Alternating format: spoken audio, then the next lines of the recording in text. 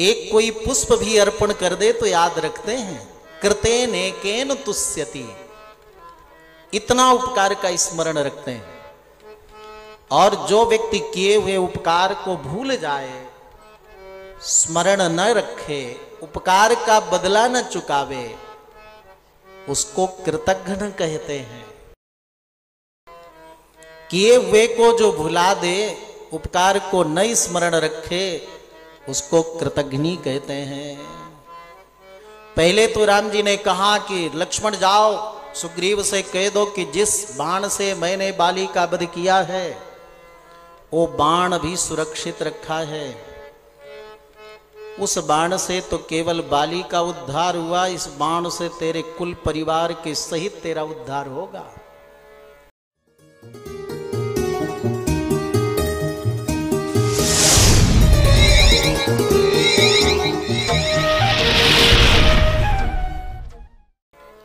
लखनलाल जी गरम दल के व्यक्ति, कहने की जरूरत नहीं, मैं करके आता हूं। लखनलाल से तब प्रभु ने कहा गड़बड़ हो जाएगा।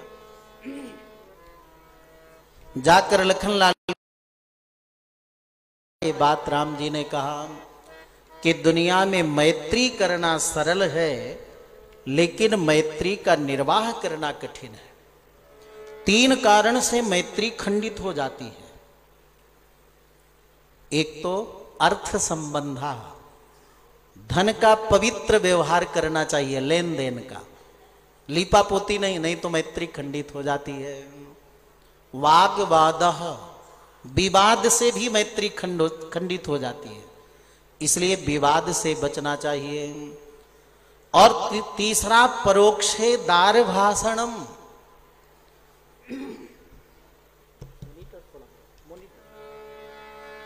और तीसरा कारण है कि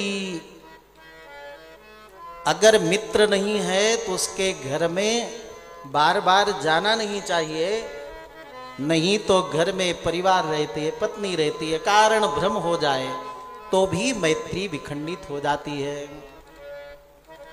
हे लक्ष्मण, ब्रह्म हत्या के दोष का भी प्रायश्चित्त है, ब्राह्मण हत्या का भी प्रायश्चित्त है, मद्यपान का भी प्रायश्चित्त है, लेकिन कृतघ्नी व्यक्ति का कोई प्रायश्चित्त नहीं है। इतना बड़ा ये पाप है। इसलिए लखनलाल तुम जाओ, लेकिन कुछ करना मत, केवल संदेश देना।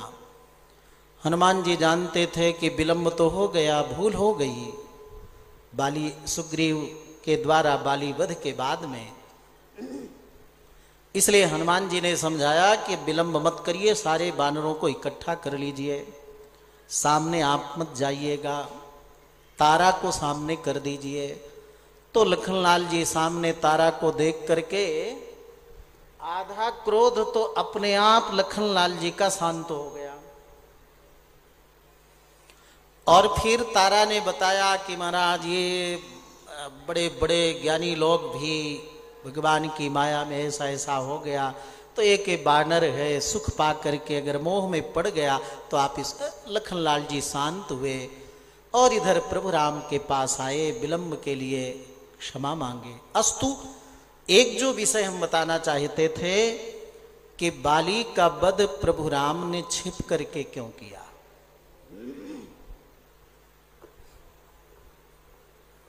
कई लोग ये कहते हैं कि राम जी अगर सामने आते तो बाली को ये वरदान था, राम जी की आधी शक्ति बाली को ट्रांसफर हो जाती। ये झूठी बात है, बल्कि इंद्र द्वारा प्रदत्त उस माला का वरदान व्यर्थ चला जाता। बाली का वध तो प्रभु करते ही, इसलिए छिप करके वध करने का ये कारण नहीं है, बल्कि छिप करके वध करने का ये कारण नहीं है। जरा ठीक करो तो विषय वस्तु प्रस्तुत कर सके ठीक से। गोविंद राधे माधवा, गोपाल राधे माधवा, गोविंद राधे माधवा, गोपाल राधे माधवा गोविंद राधे माधवा गोपाल राधे माधवा गोविंद राधे माधवा गोपाल राधे माधवा गोविंद राधे माधवा गोपाल राधे माधवा गोविंद राधे माधवा गोपाल राधे माधवा मेरे राघवा मेरे राघवा मेरे राघवा मेरे राघवा मेरे राघवा मेरे राघवा मेरे राघवा मेरे राघवा मेरे राघवा मेरे राघवा मेरे राघवा मेरे राघवा मेरे राघवा मेरे राघवा मेरे राघवा मेरे राघवा मेरे माधवा मेरे माधवा मेरे माधवा मेरे माधवा मेरे माधवा मेरे माधवा मेरे माधवा मेरे माधवा मेरे माधवा मेरे माधवा मेरे माधवा मेरे माधवा मेरे माधवा मेरे माधवा मेरे माधवा मेरे माधवा मेरे राघवा मेरे राघवा मेरे राघवा मेरे राघवा मेरे राघवा मेरे राघवा मेरे राघवा मेरे राघवा गोविंद राधे माधवा गोपाल राधे माधवा गोविंद राधे माधवा गोपाल राधे माधवा गोविंद राधे माधवा गोपाल राधे माधवा गोविंद राधे माधवा गोपाल राधे माधवा जय दशरथ नंदन राघव जय यशोदा नंदन माधव जय दशरथ नंदन राघवा जय यशोदानंदन माधवा जय दशरथ नंदन राघव जय यशोदा नंदन माधव जय दशरथ नंदन राघवा जय यशोदानंदन माधवा गोविंद राधे माधवा गोपाल राधे गोविंद राधे माधवा गोपाल राधे माधवा माधवा गोपाल राधे माधवा तो भगवान इसलिए प्रत्यक्ष उपस्थित होकर के बाली वध नहीं करते हैं। विराज अच्छा श्री राम कथा के पावन रसधारा में सभी भगवत प्रेमी यहाँ लाभ ले रहे हैं। प्रातःकालीन सत्र में भी भगवत सन्निधि में बड़े दिव्य सुंदर लाभ लेते हैं। अनेक अनेक ज्वलंत विषयों पर, आधुनिक ज्वलंत विषयों पर सुंदर विद्वान लोगों के संगोष्ठी में भाषण होते हैं, मार्गदर्शन होते हैं और सायंकाल भी लाभ लेते हैं। देखो जहाँ भक्तजन वहाँ विशिष्ट समाज सेवी लोग महाराज जी के पावन सन्निधि में, और भी हमारे श्रीमान ब्रजभूषण जी भी पधारे हुए हैं। आप भी भागवती राम कथा में सुंदर अपना हस्ताक्षर, अपनी हाजिरी लगाए। बात आपको बता रहे थे कि राम जी छिप करके बाली का वध इसलिए करते हैं क्योंकि तारा ने राम जी के दिव्य गुणों का वर्णन किया ही था। बाली के अंदर थोड़े संस्कार थे ही, राम जी के दिव्य गुणों का श्रवण किया था। और अगर सामने राम जी उपस्थित हो जाते तो बाली राम के चरणों में शरणागत हो जाता, और जब राम जी के चरणों में बाली शरणागत हो जाता तो रावण को एक खबर मिलती। रावण ये सोचता जिस बाली ने मेरे को काख में दबाकर 6 महीने घूमा, वो राम जी के शरण में पहुंच गया। मैं भी प्रभु राम के शरण में जाऊं, जानकी जी को लेकर समर्पित कर दूं, तो जानकी जी तो प्राप्त हो जाती, लेकिन रावण राक्षस जाति का विनाश न हो पाता, भूभार न दूर हो पाता। इसलिए प्रभु राम ने प्रत्यक्ष उपस्थित होकर के रावण का बाली का वध न करते हुए छिप करके वध करते हैं, क्योंकि प्रभु राम को जानकी जी प्राप्त करना उद्देश्य नहीं है, दूसरा उद्देश्य है। मुख्य उद्देश्य प्रभु राम का है कि पूरे धरती को आसुरी प्रवृत्ति से दूर करके, राक्षसी प्रवृत्ति को विनष्ट करके और धर्म की स्थापना हम करें, न्याय की स्थापना करें, नीति की स्थापना करें, भक्ति की स्थापना करें। ये राम जी का मुख्य उद्देश्य था। इसलिए प्रभु राम बाली का वध सामने ना करके बल्कि वृक्ष से पीछे करते हैं, छिप करके करते हैं। और बाली ने राम जी पर कोई दोष नहीं दिया। इसलिए बहुत लोग सभाएं करें, अच्छी बात है, लेकिन इस प्रसंग में राम जी पर किसी प्रकार का संदेह व्यक्ति को व्यक्त नहीं करना चाहिए। चारों तरफ सुग्रीव ने बानर भालुओं को जानकी जी की खोज के लिए भेजा। दक्षिण दिशा की ओर जानकी जी को लेकर रावण गया है, ये थोड़ी सूचना थी ही। इसलिए राम जी ने दक्षिण दिशा की ओर श्रेष्ठ बानर भालुओं को भेजा, नल नील अंगद को भेजा, जामवंत जी को भेजा, हनुमंत लाल जी को भेजा, मुद्रिका लेकर के भेजा। तीनों दिशाओं में जब पर्वत, कंदरा, सरोवर, नदी तट, कहीं कोई स्थान नहीं बचा, जानकी जी न प्राप्त हुई। दक्षिण दिशा की ओर चलते खोजते जानकी जी को बानर भालू जा रहे। कई दिनों से अन्न जल फल के बिना प्राण निकल रहे थे। सबने कहा भैया वैसे भी 1 महीने के बाद अगर हम लौट करके गए तो महाराज सुग्रीव हमारा वध कर देंगे। आगे पैर चल नहीं रहे, भूख प्यास से लड़खड़ा रहे, अब तो यहीं मरना हमारा निश्चित है। इसलिए अब हम यहीं अपना प्राण त्याग करेंगे अन्न जल के बिना। तब हनुमंत लाल जी ने सबको कहा कि उत्साहवंतो ही नरान लोके सीदंति कर्मस्वति दुष्करेषु। कठिन से भी कठिन समस्याएं हों और व्यक्ति उत्साह रखे, सफलता जरूर मिलेगी। देखो वहां से पक्षी निकल रहे हैं कोई गुफा से, बिना जल के पक्षियों का जीवन संभव नहीं। चलो हम लोग चलते हैं। हनुमान जी ने सबको धैर्य धारण कराया।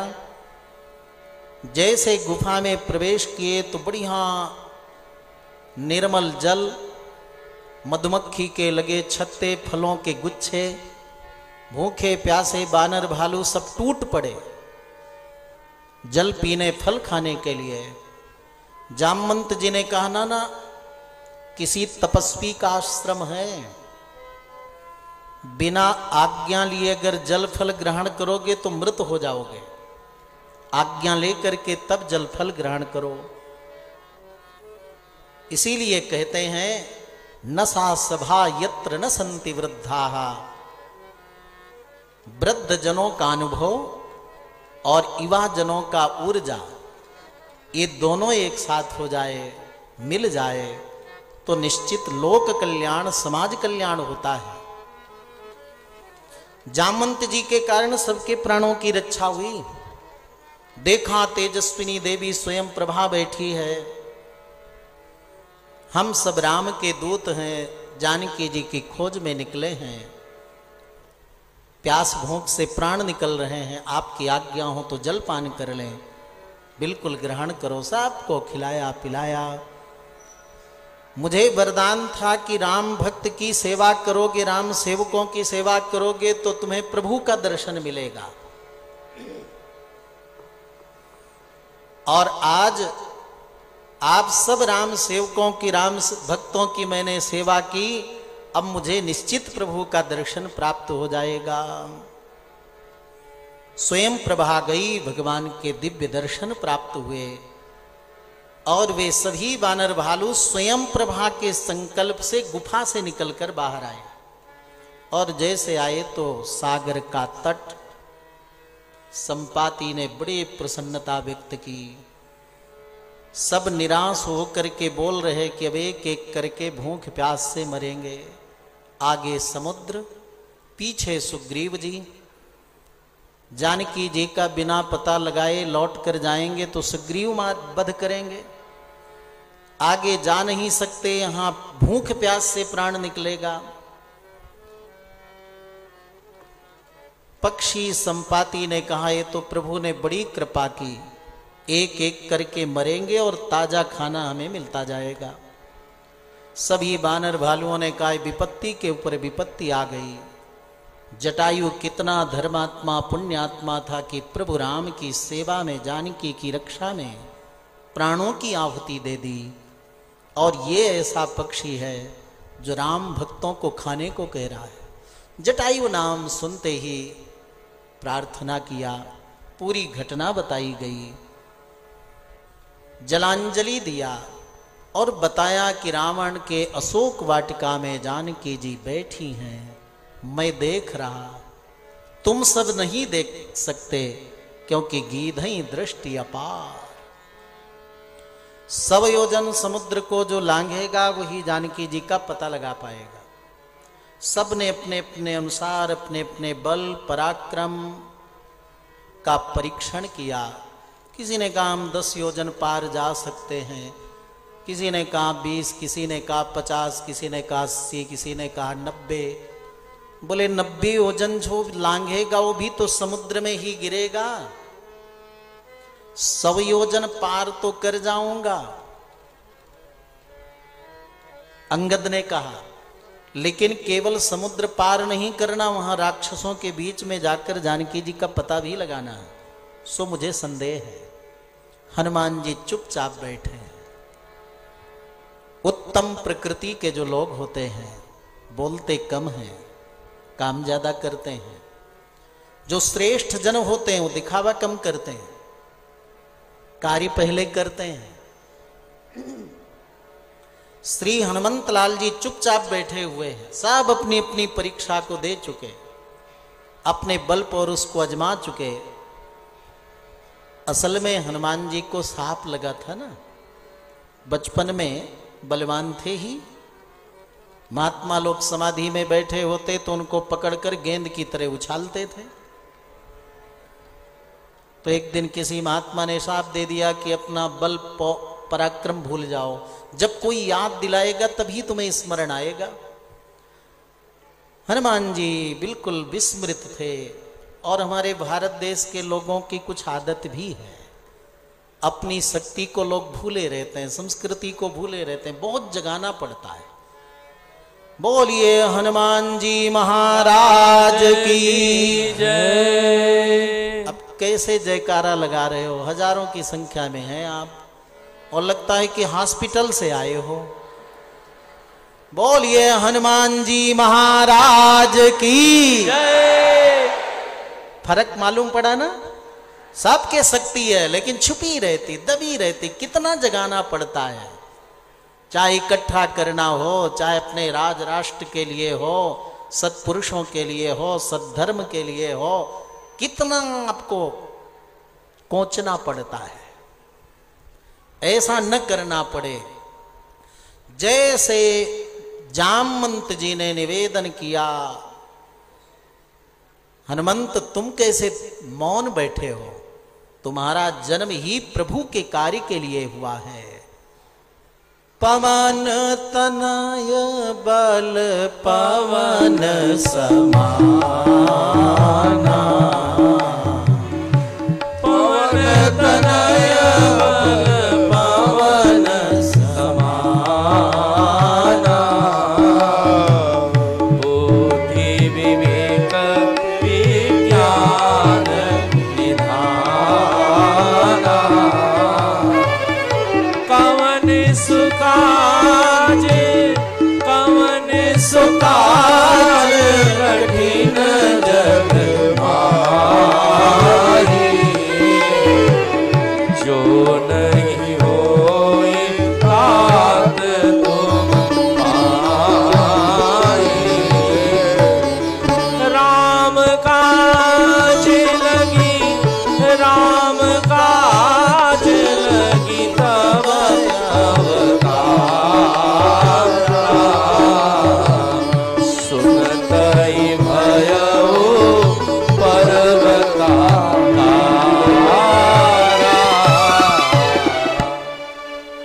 जैसे स्मरण दिलाया तो हनुमंत लाल जी पर्वताकार शरीर लेकर प्रकट हुए। जयत्यति बलो रामो लक्ष्मणश्च महाबला। जयकार लगाया। बताइए क्या करना है? समुद्र पी जाऊं? लंका को उखाड़ कर ले आऊं? क्या आज्ञा है? जामवंत जी ने कहा कुछ नहीं करना, न समुद्र पीना है न लंका को उखाड़ना है। बोले फिर? बोले जानकी जी का पता लगा करके आना है। ठीक है, आप सब प्रतीक्षा करिए। इतने समर्थ होते हुए हनुमंत लाल जी जब लंका की ओर जाते हैं तो सभी बानर भालुओं को हाथ जोड़कर प्रणाम करते हैं। सबने अपना परीक्षण कर लिया था, कोई समर्थ नहीं थे समुद्र लांघने में। हनुमान जी समर्थ हुए, सब देख रहे थे, सुन रहे थे। तो मन में आना चाहिए ना कि हम तो सबसे श्रेष्ठ हैं, लेकिन ना। वाल्मीकि जी ने लिखा जो सबके जीवन में अनुकरणीय है। सन्नतिर्हि तवाख्याति भविष्यति शुभयोग्यता। हनुमंतलाल, आपकी नम्रता विनम्रता बताती है कि आप जिस उद्देश्य से जा रहे हो उस उद्देश्य में आप सफल हो जाओगे, जानकी जी का पता लगा कर आओगे। ये नम्रता तुम्हारी बताती है, विनम्रता बताती है। समर्थ होते हुए भी इतने विनम्र, ये तुम्हारी योग्यता, अर्हता, पात्रता है, श्रेष्ठता है। हनुमंतलाल जी जैसे छलांग लगाए तो कई पर्वत के खंड, वृक्ष, ये सब उखड़ करके हनुमान जी के साथ ऊपर आकाश में गए। जैसे कोई अपने प्रेमी बंधुजनों की विदाई करने जाते हैं ना एयरपोर्ट, रेलवे स्टेशन, जैसे प्रकृति ही विदाई करने के लिए जा रही हो। और जैसे हनुमंतलाल जी समुद्र के ऊपर विशाल काय शरीर से चलने लगे तो महाराज जहां जहां जाते हनुमंतलाल जी वहां का जल ऐसा लगता है जैसे ज्वार भाट आ गया हो।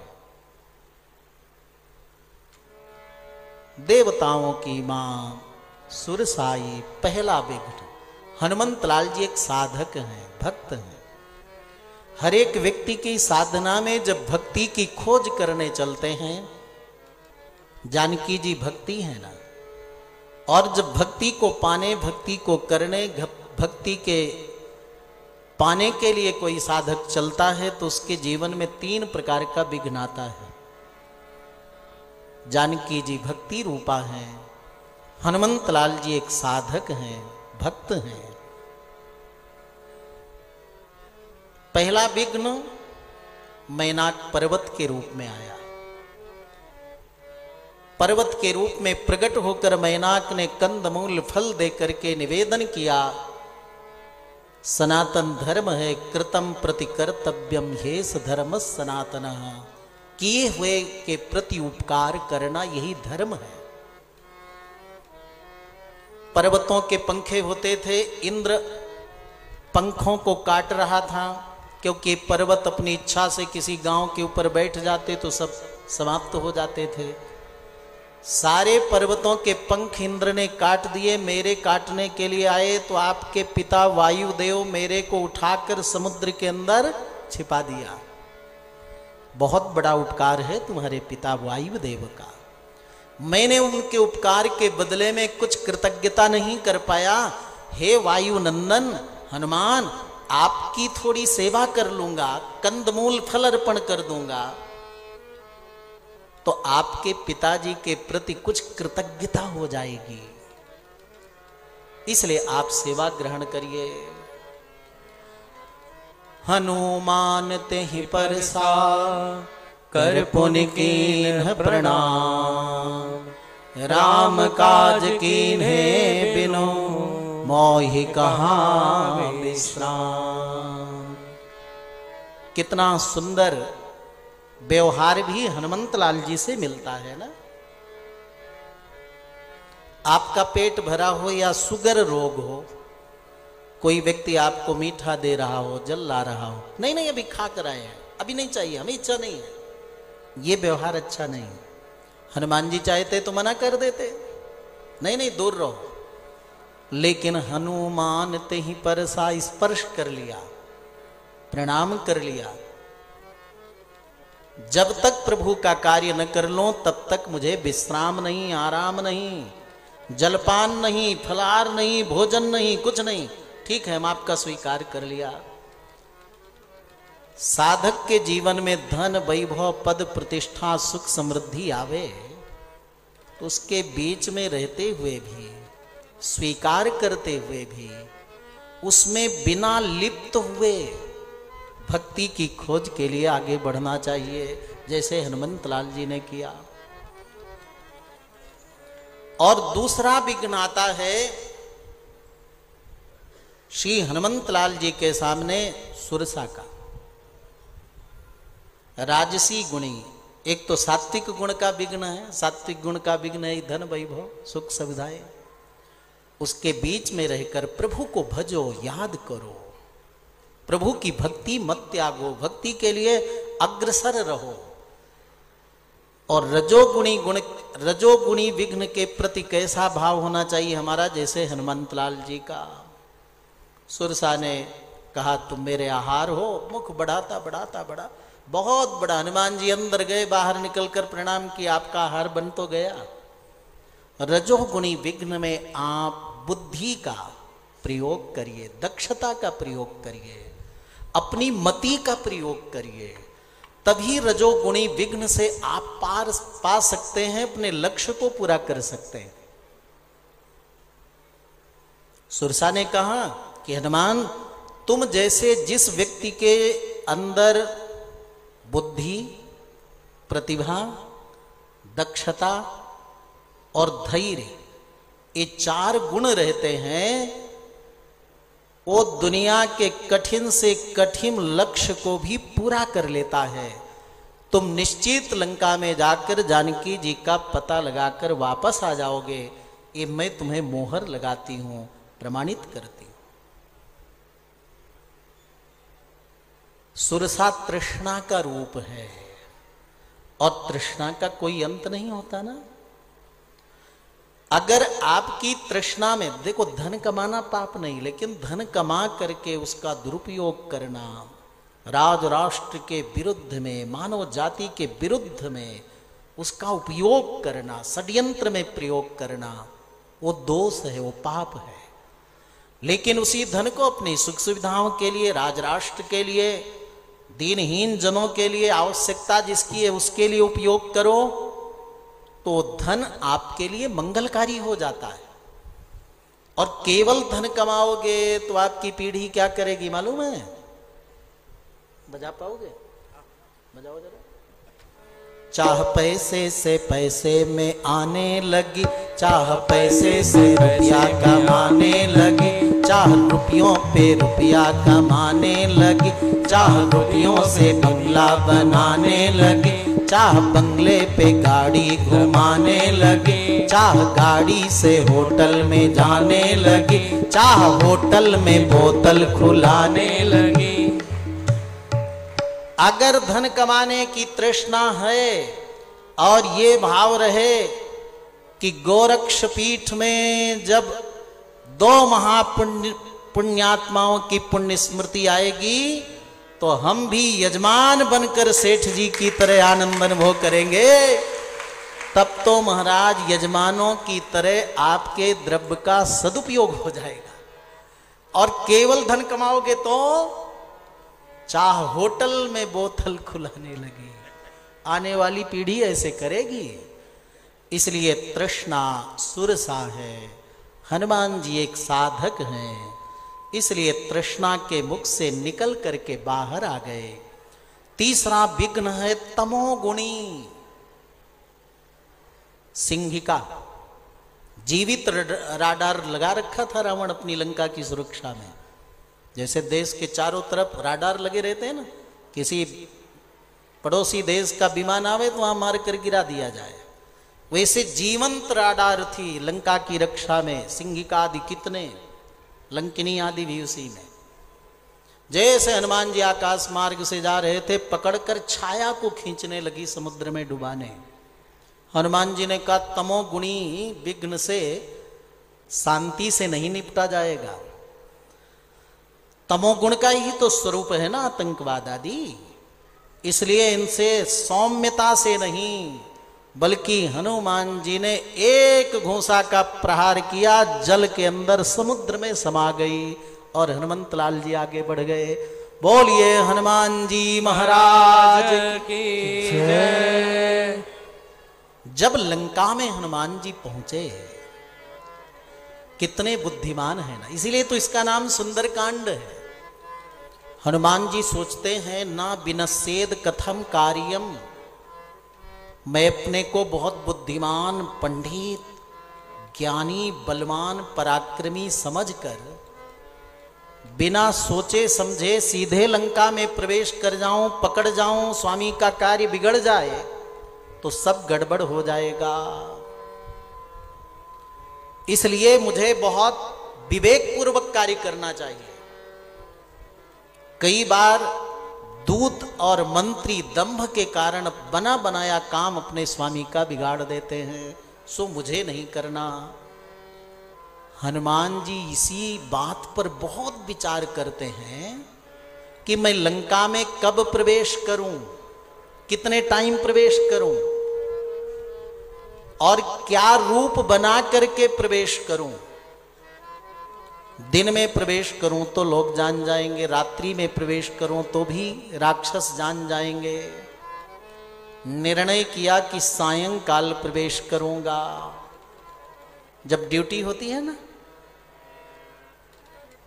सैनिकों की ड्यूटी होती है 8 घंटा 12 घंटे, तो जिस समय सुरक्षा कर्मियों की अदला बदली होती है, एक की छुट्टी और एक का प्रवेश, उस समय असावधानी रहती है, मैं उस समय प्रवेश करूंगा, हनुमान जी कहते हैं। और बानर रूप में प्रवेश करूं तो सारे राक्षस मेरी गंध समझकर पकड़ लेंगे, बड़ा रूप लेकर के प्रकट करूं तो भी पकड़ लेंगे। इसलिए हनुमान जी ने मसक समान रूप कपि धरी, रामचरितमानस में, और वाल्मीकि रामायण में वृषदंशक मात्रोथ बभूवाद्भुत दर्शन, बिच्छू के डंक के समान हनुमान जी ने रूप धारण किया, माने छोटा रूप धारण किया। जैसे प्रवेश किया महाराज लंकिनी ने पकड़ लिया। जीती जागती सुरक्षा थी वो लंकिनी। और देखो जैसे घर का वास्तु होता है ना, पूजा करते हो ना वास्तु देव का, जितनी सीमा में आपका घर है वहां एक देवता अलग है, भूमि देव, वास्तु देव।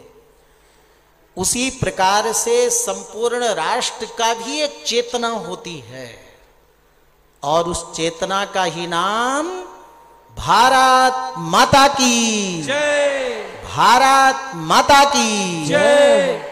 ये कोई ऐसे शब्द का केवल प्रयोग नहीं है। भारत माता एक जीती जागती एक मातृशक्ति है। जैसे लंकिनी थी, जैसे हनुमान जी प्रवेश किए तो पूरी लंका की जो अधिष्ठात्री देवी है वो प्रकट हुई और हनुमान जी को पकड़ लिया। वैसे ही भारत माता है। पुण्यात्मा थी, वरदान भी मिला था। हनुमान जी ने थोड़ा से दंड दिया, अपने स्वामी का कार्य सिद्ध करना है, विवेक का आश्रय लिया। और उस लंकिनी ने कहा मुझे वरदान था कि जब कोई ऐसा राम भक्त आएगा, प्रहार करेगा, थोड़ा दंड मिलेगा तो उसको प्रवेश। कहाँ जा रहे हो? बोले बस थोड़ा काम धाम करने, प्रभु का भ्रमण करने, लंका की बड़ी सुंदर शोभा है देखने के लिए। लंकिनी सब समझ गई, प्रवेश किया हनुमान जी ने। और जब रात्रि में राक्षसों के महलों में जानकी जी की खोज करते हैं हनुमान जी, सैकड़ों राक्षसों का वर्णन किया है वाल्मीकि जी ने, बड़े बड़े विचित्र वर्णन किए हैं। और जब अंत में एक बड़ा सुंदर महल था उसमें प्रवेश किया, हनुमान जी को आश्चर्य होता है, अगर रावण के अंदर अधर्म ना होता तो ये रावण के महल का जो सुंदरता है, वैभव है, ये वरुण के पास नहीं, कुबेर के पास नहीं, और यहां तक कि इंद्र के पास भी ऐसा वैभव नहीं जो रावण के पास है। यद्य धर्मान स्यात् बलवान राक्षसेश्वरः। जैसे अंदर अंदर प्रवेश करते जाते अंदर की और शोभा सुषमा बढ़ती जाती, दिखती जाती। देखा हनुमान जी ने कि अनेक नारियों के बीच में रावण ऐसा सोया है जैसे नदी के बीच में कोई हाथी सोया हो। बगल में एक सुंदर नारी सोई है। हनुमान जी देखकर बड़े प्रसन्न हुए कि मैंने जानकी जी का पता लगा लिया, क्योंकि जानकी जी को प्रभु राम ने कभी देखा तो था नहीं। अपने बुद्धि कौशल से ही, तर्क बुद्धि से ही पहचानना था। मंदोदरी सुंदर थी ही।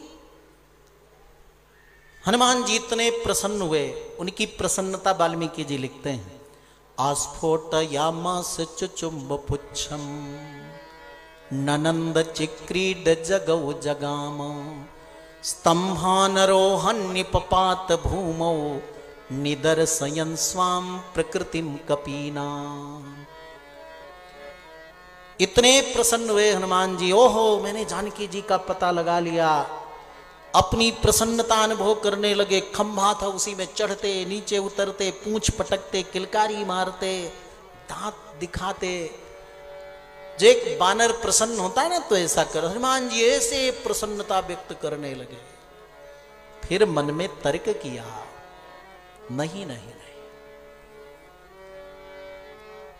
श्री राघवेंद्र सरकार की पत्नी जानकी कभी रावण के समीप ऐसे नहीं सो सकती। हनुमान जी ने कहा ये नहीं हो सकती। अनेक रूप में राक्षसियों को हनुमान जी ने देखा। हमने कहा था ना, वाल्मीकि जी ने जो देखा वही लिख दिया। ऐसा यहां वर्णन है कि बोलने में भी संकोच होता है। ये समझो कि अस्त व्यस्त अवस्था में नारियां थीं और वहां देव नारी, मानव नारी, ऋषि नारी, सबका तो हरण करके लाया था वो। इतना बड़ा पापी था। अनेक अस्त व्यस्त अवस्था में देखकर और जानकी जी ये नहीं है निर्णय करके हनुमान जी को अपार दुख हुआ। मैं ब्रह्मचारी, अस्त अवस्था में नारियों को देख करके मुझे बहुत बड़ा दोष लगा, बहुत बड़ा पाप लगा। अब तो मुझे अपना प्राणांत कर लेना चाहिए, आत्महत्या कर लेनी चाहिए। फिर हनुमान जी ने सोचा, मनो ही हेतु सर्वेषां इंद्रियाणां प्रवर्तने तच्च मे सुव्यवस्थितम्। जानकी जी नारी हैं, नारियों के बीच में ही तो उनको खोजना पड़ेगा। कोई मृगों के बीच में तो मैं खोजने जाऊंगा नहीं जानकी जी को।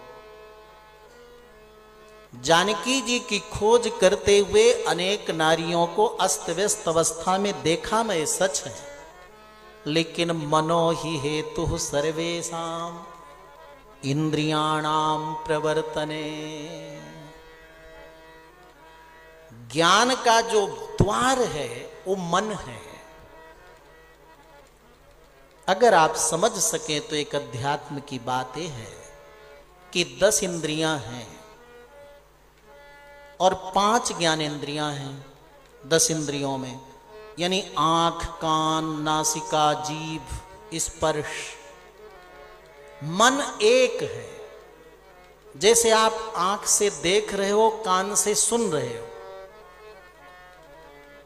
हमारे शब्द आपके कान में जा रहे, मन से प्रवेश कर आत्मा में पहुंचकर शब्द का ज्ञान आपको हो रहा। इसी बीच कोई व्यक्ति खड़ा हो जाए तो आपका मन कान को छोड़कर आंख के साथ जुड़ जाएगा, तो आपको आंख से दिखेगा तो ये व्यक्ति है, लेकिन कान से शब्द सुनकर भी आपको शब्द का ज्ञान नहीं होगा।